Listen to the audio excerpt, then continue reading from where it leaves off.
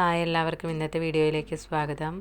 ഇന്ന് ഞാൻ വന്നിരിക്കുന്നത് പച്ചക്കറികൾ എങ്ങനെ തോരനും മെഴുക്ക് പുരട്ടിക്കും വേണ്ടിയിട്ട് ചെറുതായിട്ട് ഫുഡ് പ്രോസസ്സർ ഉപയോഗിച്ച് അരിഞ്ഞെടുക്കുന്ന ഒരു കുഞ്ഞു വീഡിയോയുമായിട്ടാണ്.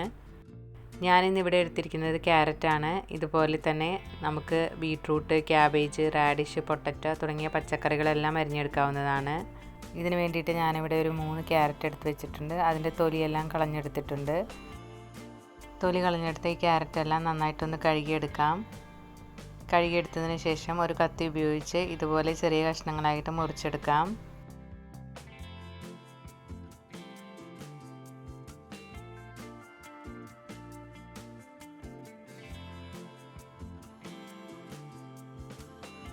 ഞാനിവിടെ മിക്സി എടുത്ത് വെച്ചിട്ടുണ്ട്. ഇതിലേക്ക് ഫുഡ് പ്രോസസ്സറിൻ്റെ ഓരോ ഭാഗങ്ങളായിട്ട് അറ്റാച്ച് ചെയ്ത് കൊടുക്കാം. ഈ വീഡിയോയിൽ കാണുന്നത് പോലെ തന്നെ ഓരോ ഭാഗങ്ങളും നമുക്ക് വെച്ച് കൊടുക്കാം.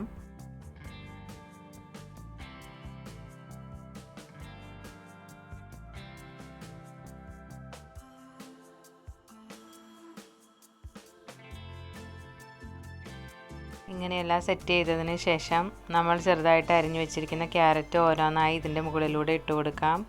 അതിനുശേഷം ഫുഡ് പ്രോസസ്സറിൻ്റെ സ്വിച്ച് ഓൺ ചെയ്ത് കൊടുക്കാം. എപ്പോഴും ഓരോരോ ചെറിയ കഷ്ണങ്ങളായിട്ട് ഇട്ട് കൊടുക്കുന്നതായിരിക്കും നല്ലത്. ഒന്നിച്ചിട്ട് കൊടുത്താൽ ഫുഡ് പ്രോസസ്സറിന് ഓവർലോഡായി പോകും.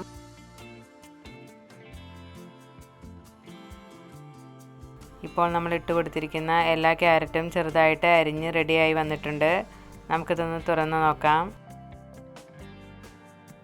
എല്ലാ ക്യാരറ്റും ഒരുപോലെ തന്നെ ചെറുതായിട്ട് അരിഞ്ഞു വന്നിട്ടുണ്ട്.